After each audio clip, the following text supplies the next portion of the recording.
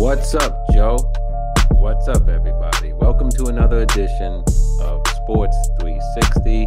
I'm Jeff Fannell, and I'm here with my man, Rob Duran of Rob Duran Sports. Rob, what's up? How you doing? What's going on, man? What's going on? Oh, man.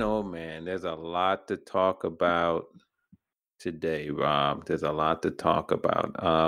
Want to spend some time talking about the new rule that MLB has instituted against foreign substances.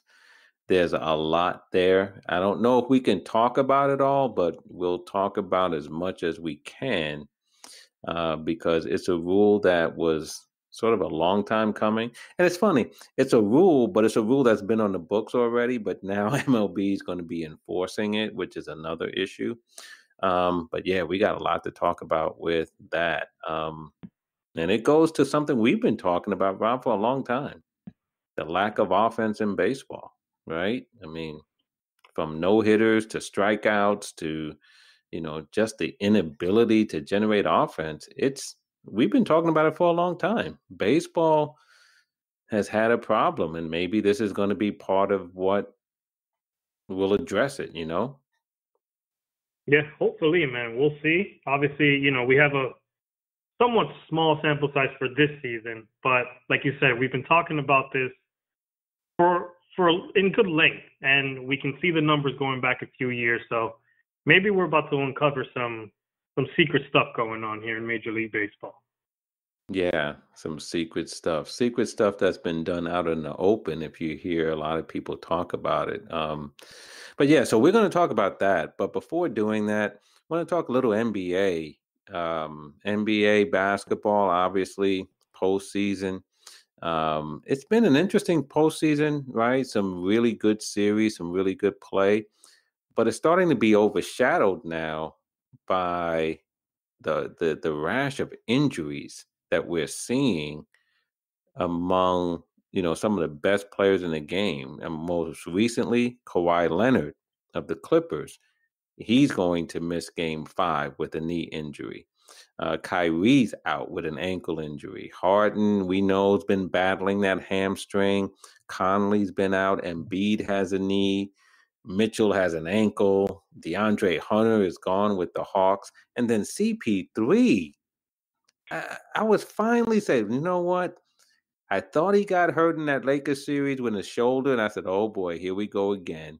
But he got over that, and then they beat the Nuggets, and I said, man, I'm so glad for CP3. He dodged that little jinx that he has going on, right? And now he's in the COVID protocols.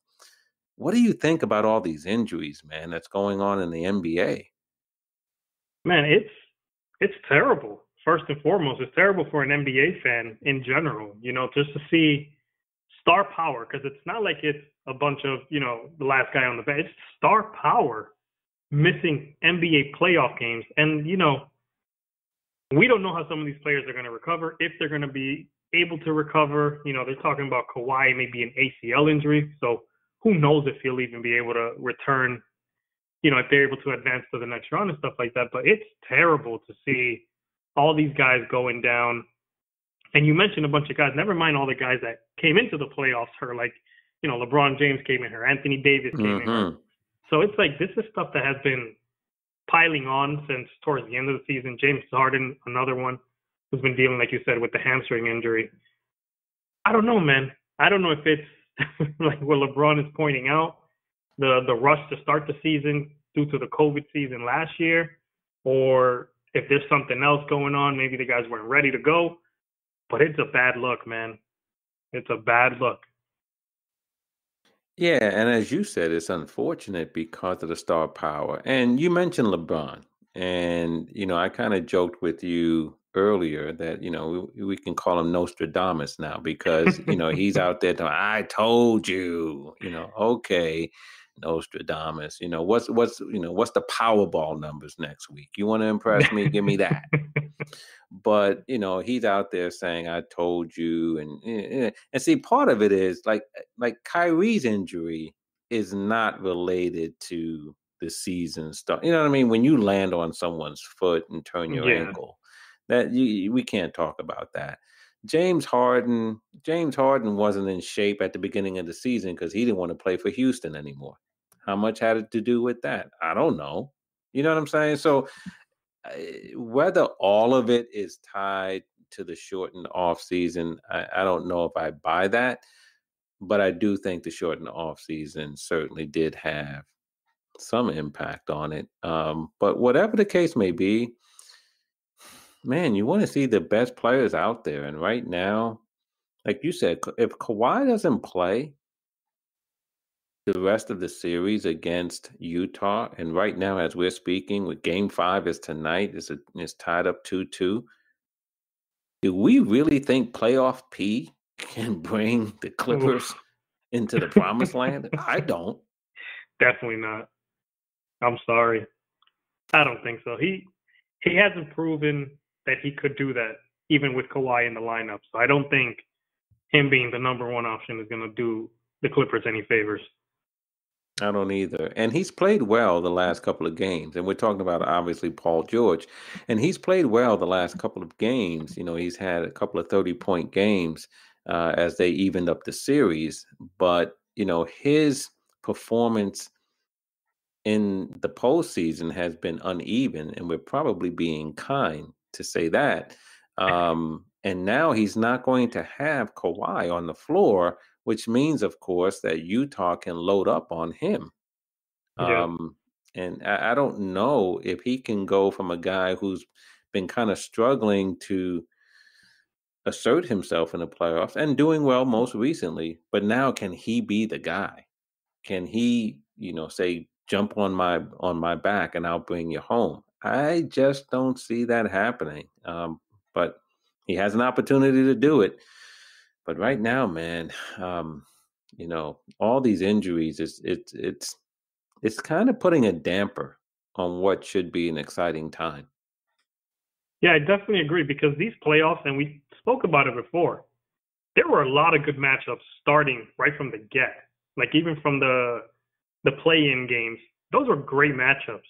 And each round just gets better. But then when you're losing the star power, you know, you're losing the money players, it does kind of take away like the hype of the game because, you know that the teams aren't at full strength and all this stuff. So it takes away from it. So hopefully, you know, like Kawhi is not seriously hurt and he can come back in a game 6 or something like that.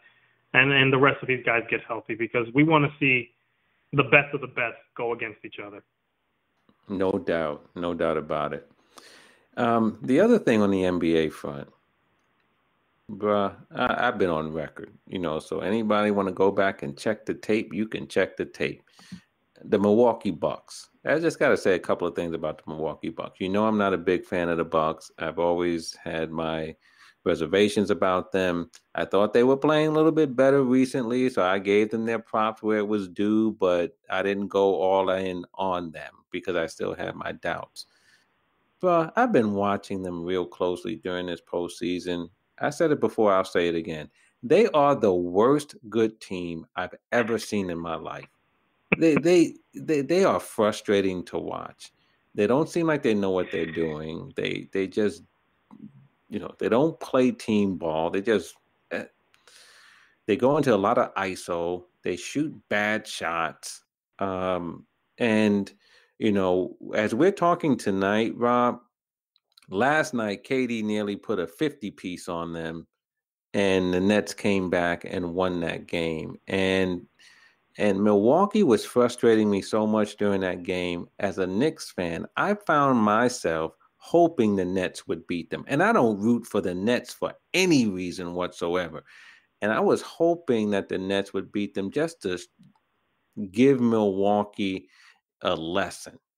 And man, Milwaukee to me, I can't see them. And as I said it before, I don't see them winning a championship. And right now, I'm so unimpressed with them, and I'm really unimpressed with Giannis. Yeah, you know what? I was trying to think of a comparison to Giannis, and the one thing that I can think of, he's a super athletic Shaq. Because Shaq can't shoot, He's dominant on the inside, but that's about it. And obviously Shaq had other elements of his game, but that's Giannis. He's dominant on the inside. He's great defensively, but he can't shoot a jump shot. He can't really do much else. He's just super athletic, so that helps every other aspect of his game. And I've come to the realization that I don't think the Bucks will win anything as currently constructed, but I think Giannis would be a great, maybe second piece to a championship team. And I think that will take away some of the frustration you're feeling with him if he wasn't the number one guy or the number one option on a team. And I think you just need somebody who can shoot and do a lot more things than he can do. And right now, unless he gets a jump shot, unless he, does other things similar to Ben Simmons, I think Ben Simmons is a guy who needs to develop a jump shot. And he would be maybe one of the better players in the league, period. But yeah, I don't think, as currently constructed, the Bucks aren't going to win. They would have got swept, in my opinion, had Kyrie and Harden been healthy. So that's how I feel about Milwaukee. Giannis, as you said, he doesn't have a jump shot, and yet he keeps shooting threes. Right? Guys stand in front of him. They build a wall in front of him, and he still goes charging forward like a bull in the china shop. And then here's the thing for me that is just laughable. He has one of the most elaborate free throw routines, right? Where he shoots the imaginary free throw before he wants the referee to throw in the ball. And then he dribbles the ball for like 3.5 days. And then he takes his shot. And this elaborate routine that he has, and boy can't shoot any free throws. So it's like, what are you doing? You might as well just take the ball and shoot it, because all this practicing and all the rest of it is not helping you, man. So and he keeps getting penalized. Yes. For wasting too much time. Right. Like, what are you doing? It's frustrating to watch him play. And, and like I said, they are the worst good team I've ever seen. And I don't know if they win another game against the Nets. I think they will. I think that Harden is nowhere near 100%. Not at all. And Kyrie is going to be out, I think, for the rest of the series, if not beyond. And so they're going back home. Milwaukee is. I do think they have a chance to take that game, and we might see a game 7. And then we'll just see, where we are at that point. But Milwaukee, to me, they are so unimpressive, Yeah, and it's a shame because they have some solid players on their team. It's just, I don't know if it's the right mix. And like I said, I don't think Giannis is a number one.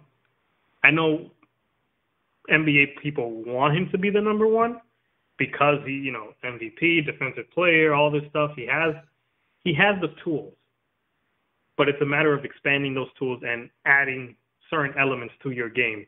You have to continue to improve. Because even LeBron James, he wasn't a great shooter coming in, but he had the ability to continue to learn. And I'm not saying he's Steph Curry, but you feel comfortable with LeBron sometimes taking a three or taking a jump shot. With Giannis, you kind of let him shoot, and he's gonna miss.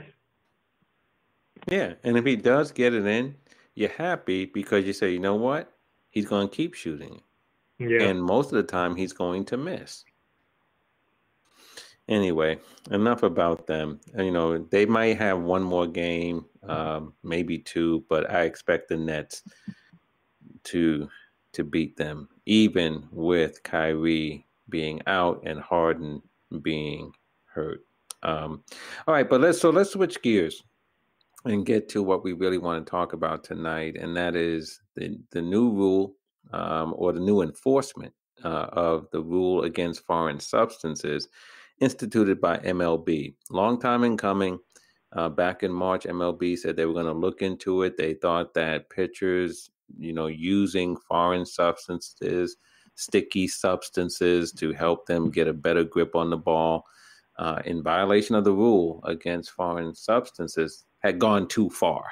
And they were doing interviews and looking at StatCast data and the rest of it. But MLB finally came out with its new rule, and it's a immediate ejection from the game and a 10-game suspension for any pitcher who is caught using a foreign substance. And there's going to be inspections of starting pitchers, relief pitchers, catchers, and all the rest of it.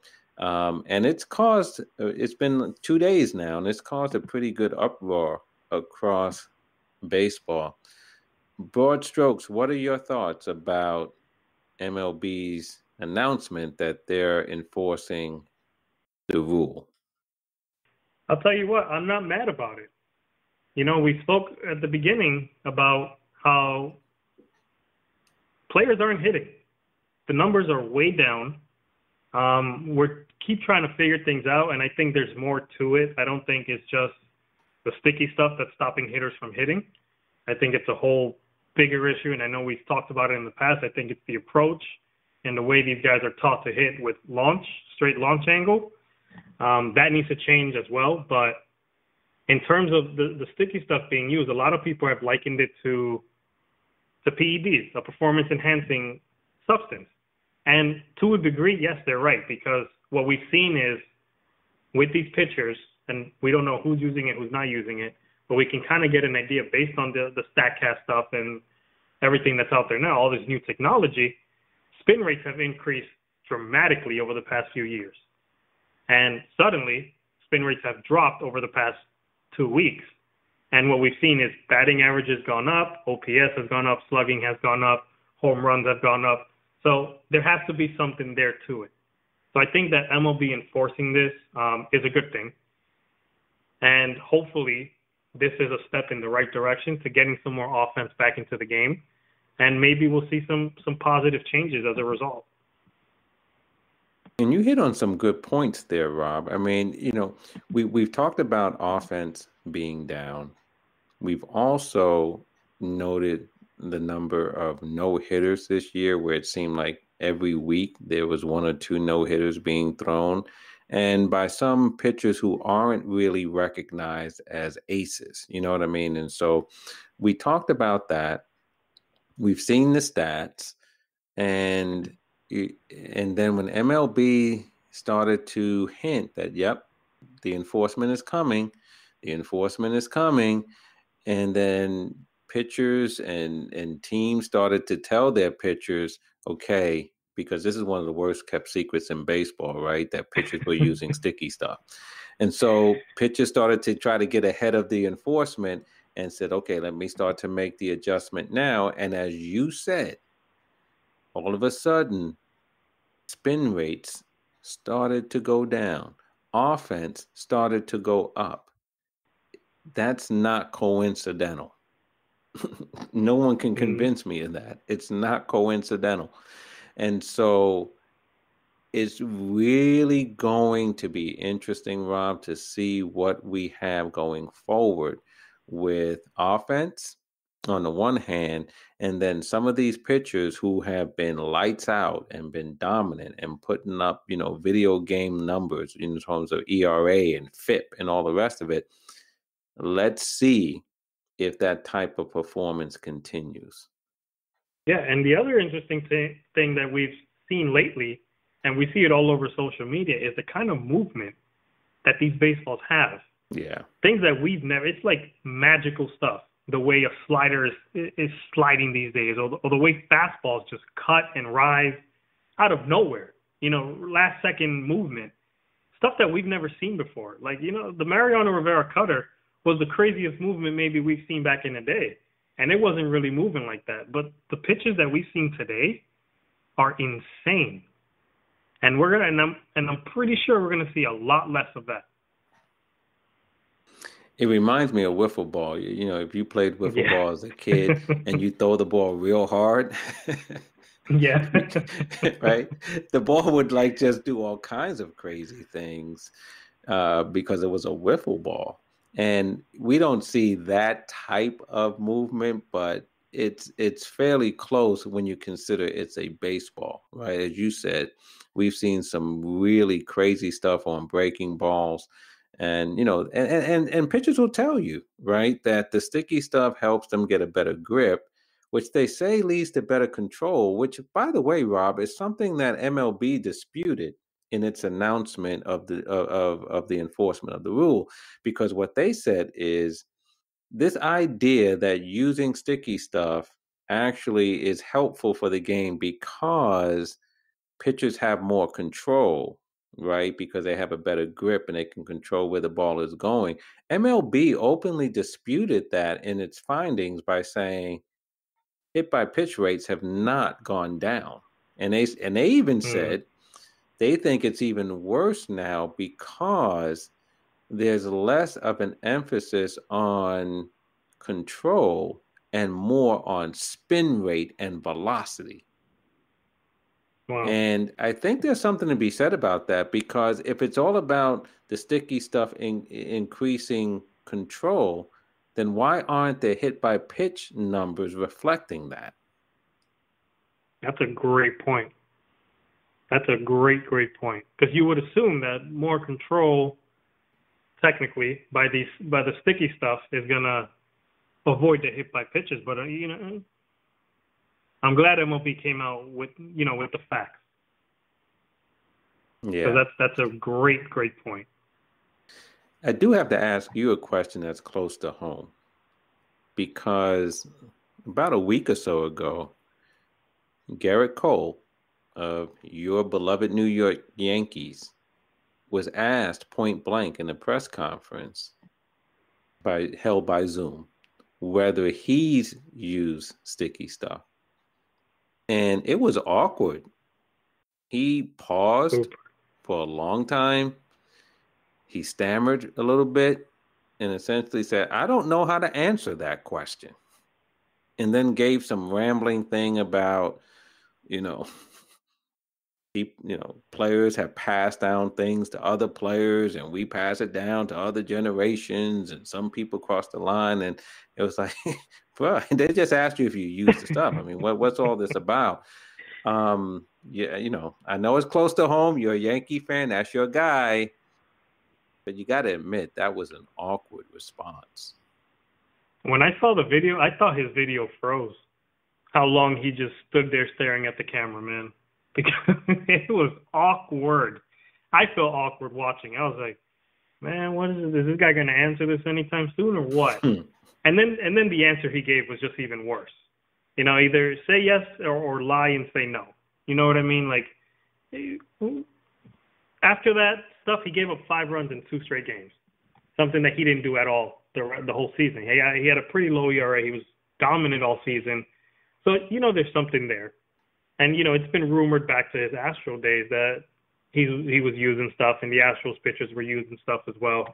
And that's how they've been able to reinvent a lot of the pitchers that go through their organization and stuff like that.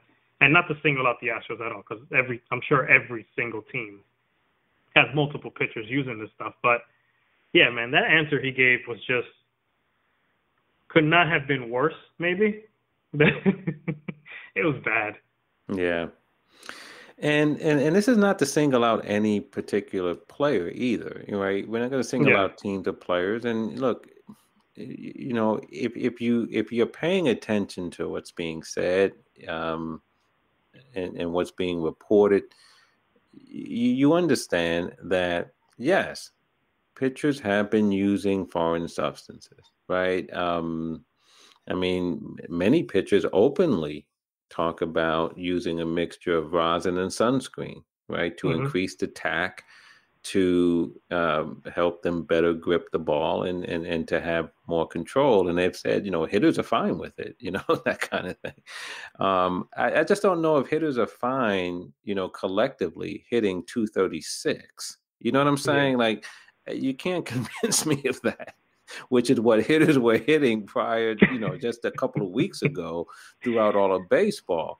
And so I do understand, right? Look, the rosin bag is there so that it can help pitchers get a better grip on the ball, right? So baseball understands that that's an element of the game, that having a better grip, and helping pitchers have a better grip is good for the game. And the thought was, hey, a little rosin and mixed with a little sweat will give you some tact and allow you to have a better grip on the ball. But pitchers are saying that's not enough. And so it's sort of evolved into other things that stretch the bounds of the rule in too far in MLB's opinion. And now we have what we have. One of the things that's interesting, Rob, and I'm interested in your thoughts on this, is that pitchers have said, why doesn't MLB come up with a league approved substance that will help pitchers have a better grip? And that's easier said than done. You could see how that could be very complicated. To not Yeah. everybody would like it, for example, and so forth. But maybe MLB does have to do something in that regard, because I think pitchers do need to have a grip, especially as hard as they throw the ball these days. Yeah, especially too, like in colder weather where the sweat isn't really doing much, or even in the playoffs in October, depending on where they're playing, it'll be much harder to grip the ball, I assume. I'm not a pitcher, never been a pitcher, but yeah, I wouldn't mind if MLB, worked from here through spring training, and they're testing out all these rules in the Atlantic League and minor leagues and stuff like that. Why not come together and try to figure out some type of legal substance that is, monitored and kept under wraps and stuff like that, making sure that it's not altered at any point. And it's kind of league-wide and everyone knows, okay, this is what you can use. It's not going to be the spider tack that's going to give you the crazy spin rate, but it's something better than just the rosin bag. You know what I mean? And maybe it's a mixture of the rosin and sunscreen stuff, or with a little bit more stick to it that gets approved. And like you said, it's easier said than done, because not everyone is going to be on board with it. It's almost impossible for 100% to be on board with anything. But I wouldn't be that would be a great idea for MLB to come up with something with the players union, with the players, and just kind of say, all right, this is what we're going to use. Nothing more, nothing less. This is the substance that we're going to use. That would be a great idea. And I think because of that very thing, we're not going to see it happen. Because it's a good idea, I don't think we're going to see it, because I believe it also takes or requires something that has not been the history between the league and the union, and that is the ability to work effectively together, right? That hasn't been their strong suit. You know what I mean? And certainly something like this is going to take that. It's going to take cooperation. It's going to take, the ability to work together, to take into account, the opinions and thoughts and interests of both sides. And I don't know if that's going to happen, or if it could happen, especially in the current environment. This is a collective bargaining year and the rest of it. And so I don't know if that's in our immediate future or in our future at all. But, the bottom line is the game has undergone a pretty dramatic change. Now, the rule comes into effect, what is it, June 21st, I believe? Yes. So there's still a little time before it takes, a couple of days before it takes effect. But Rob, this is huge. This is huge. And I think we won't know the full effect of it probably for a few weeks as we start to see perhaps, performances change among pitchers and hitters.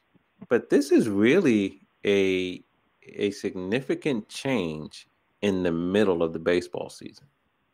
Yeah, and I don't think there's been anything like this, at least that I can remember, that will have what we assume will be a huge impact. So, like you said, it's going to be interesting to kind of see that sample size grow now that we have roughly 60-plus games in without the rule, to see how it's going to be for the next 60-plus games moving forward. So it'll be really interesting to kind of break those stats up in half and see what the big difference is. Like I said earlier, in just a couple weeks, batting averages went up 10 to 12 points in just a couple weeks once it started trickling down. So imagine where it can be in another 2 months. And I had a conversation with a former player the other day, and you know, I wonder, in addition to performances being changed and maybe numbers going up in both batting averages, for example, and ERAs, Hmm. I wonder if they're going to be some guys who are in the major leagues who perhaps won't be able to stick in it, no pun intended, won't be able to stick. That's funny. Won't be able to stick in the major leagues because of the enforcement. You know what I'm saying, Rob? Because Yeah. as you said, the ball has been doing some crazy stuff, and not everybody out there perhaps has been doing it authentically. You know what I mean? Yeah. I'm just trying to be polite here. It'll be interesting. Yeah, some of those bullpen guys who come in, 6-7 innings, maybe not a closer type thing, but a middle reliever kind of thing. We may not see them in the major leagues in a couple outings. So that's a great point. Maybe the Yankees will go on a winning streak now and start hitting, and I can start watching them again. No, but for real. I mean, because all the frustration we have had, whether it's Mets fans being a little frustrated with Francisco Lindor getting off to a slow start. I mean, what if, you know what I'm saying? It was pitchers being unusually dominant that, partially explains his struggles. And then over the next few weeks, he now gets back to the Francisco Lindor that we know. That's entirely coincidental? I mean, it's going to be things like that. Like you said, if your Yankees start hitting, it's going to be entirely coincidental. I don't know. I for one, wouldn't come to that conclusion. I would see a little bit of cause and effect going on. Yeah. I'm telling you, I can't wait to see that 60-plus game sample size that all the networks are going to throw out to show the differences in offense between what the season looked like when it started up until this point and what it's going to look like later on. It's going to be, no doubt. I can't wait for that. No doubt. So yeah, I mean, this is a big story in baseball. And as you said, I mean, a lot, there's still a lot to be told in this story, and it will be measured, as you said, over, a period of time. But the change is here. And whether, you like it or not, if you're a pitcher, you like it or not, this is where we are. And the enforcement may slow the game down some. I mean, it's going to be weird, man. Pitchers are going to be like checked, you know what I mean, by umpires, mandatory checks of both starters and hitting and relief pitchers and catchers throughout the game. It's going to be a bit awkward. May take some getting used to, may slow down the game and make the games longer. But this is where we are, Rob. And, hopefully in the end, adjustments will be made and we can get back to perhaps more exciting baseball. Yeah, I can't wait, man. I want to see some more hits. I want to see some more home runs. I want to see the Yankees in first place. That's all. That's it. You're not asking for much. And I think you're not alone. On the Yankees part, I don't know, but on the other part, you're certainly not alone. So, all right, brother. Well, listen, good chatting with you, man, and we will keep our eye on this new enforcement regime and see how it plays out. Obviously, unfortunately, we may see some suspensions, and that's going to be stories in and of themselves. I hope we don't, and I hope it's not widespread because baseball does not need that. Mm-hmm. But that could be something. But obviously, we'll keep our eye on this story. We'll keep our eye on the NBA playoffs and other things that are going on. So we'll be back again, and we'll hit them up with another edition of Sports Sports360.